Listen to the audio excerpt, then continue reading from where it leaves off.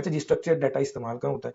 नहीं sir, structured data banks में इस्तेमाल होता है। सारे लोगों के अकाउंट्स मैनेज होते हैं, अकाउंट्स हैं, हर एक अलग-अलग बंदे के सारे अकाउंट्स, और हर अकाउंट में सारी ट्रांजैक्शंस, किस बंदे ने कितना लोन लिया, क्या इन्वेस्टमेंट है, ये सारा डाटा बैंक के पास मौजूद होता है। ये स्ट्रक्चर्ड फॉर्म में मौजूद होता है, जिसको आपने अपना कभी बैंक अकाउंट देखिए तो आपको पता चलेगा कि उसने सारा डाटा टेबल टेबल की फॉर्म में, कौन सा डेबिट हुआ, कौन सा क्रेडिट हुआ, ये सारी चीजें रिकॉर्ड की होती हैं। कितने पैसे निकाले, कितने पैसे अकाउंट के अंदर डाले, कितना लोन लिया, ये सारी चीजें, ये सारा स्ट्रक्चर डाटा होता है। हेल्थ केयर सर जी, मैं अपने अबू के साथ जब भी क्लिनिक पे जाता हूँ, उनको हार्ट डिजीज है तो उनके साथ मुझे डॉक्टर के जाना होता है, तो जब भी मैं डॉक्टर के पास जाता हूँ तो इनका जो उसका पेशेंट आईडी है, वो पेशेंट आईडी सिस्टम में डालते हैं, तो इनको वो डॉक्टर साहब को सारी हिस्ट्री उनके सामने आ जाती है। अच्छा, फॉर एग्जांपल उन्हें पता चल जाता है कि 2018 में इनको हार्ट प्रॉब्लम हुई, 2025 में इनको एक बार अटैक हुआ, ये मेरे पास किस किस रूटीन से आ रहे हैं, मैंने इनको कौन कौन सी दवाइयां प्रिस्क्राइब की हुई हैं, सारी इन्फॉर्मेशन उनके पास टैबलेट फॉर्म में मौजूद होती है। वो डाटा एक्सट्रैक्ट करते हैं, और सर जी उनके पास रोज का 500 मरीज आता है, तो आपको क्या लगता है वो मेरे अबू की शक्ल देखे कहेंगे अस्सलाम वालेकुम शेख साहब क्या हाल है? ऐसा नहीं होता।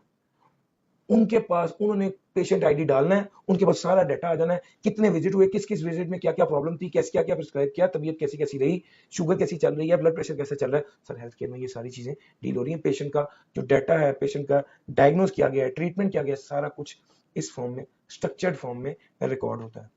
सर जी हमने आप सारे स्टूडेंट्स का रिकॉर्ड बड़ी तरतीब से रखा हुआ है। कोई भी स्टूडेंट होगा, उसका उसका नेम, उसका सीआरएन, उसने कौन कौन से सब्जेक्ट्स ऑप्ट किए हुए हैं, कौन सी क्लासेस ले रहा है, इवन फिर उसके साथ ही उसके टेस्ट का रिकॉर्ड भी आ जाता है। और उसको कब कब हमने इंटीमेट करना है, 3 टेस्ट के बाद इंटीमेट करना है, 6 टेस्ट के बाद इंटीमेट करना है, ये सारा रिकॉर्ड हमारे पास मौजूद है, जिससे हम स्टूडेंट की परफॉर्मेंस को एनालाइज करते हैं, इसने कितने घंटे की वीडियोस देखी हैं, और क्या कहते हैं, कैसे ये परफॉर्म कर रहा है, टेस्ट कैसे दे रहा है, और क्विजेस कैसे हैं, जो असाइनमेंट्स है वो परफॉर्म कर रहा है या नहीं कर रहा।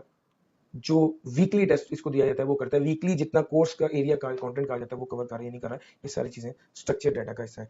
गवर्नमेंट जो है उसके पास तो सर अन्य डाटा है। सर गवर्नमेंट के पास सारे लोगों के, एक बार नादरा सोचे ना कितना बड़ा डाटाबेस है।